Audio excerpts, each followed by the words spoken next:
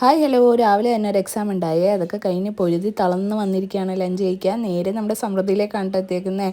അപ്പോൾ അവിടെ വന്നത് ഈ മെനു നോക്കിയപ്പോണ്ട് താണ്ടേ ഓണസദ്യ വെറും 100 രൂപ ഉള്ളൂ. സോ കണ്ണും അടച്ചത് തന്നെ ഓർഡർ ചെയ്തു.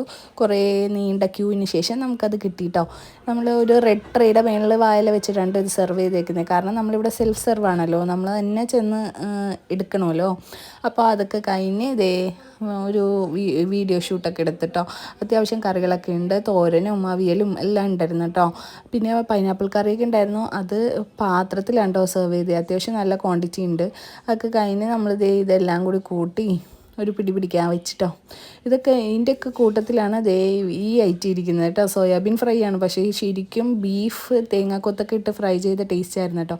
പിന്നെ അവർ തന്ന പായസം പാലട ആയിരുന്നു. അപ്പോൾ അത് നമ്മൾ പഴവും പപ്പടമൊക്കെ കൂട്ടി ഇങ്ങനെ കുഴച്ച് സദ്യയുടെ മൂടി തന്നെ കഴിച്ചു.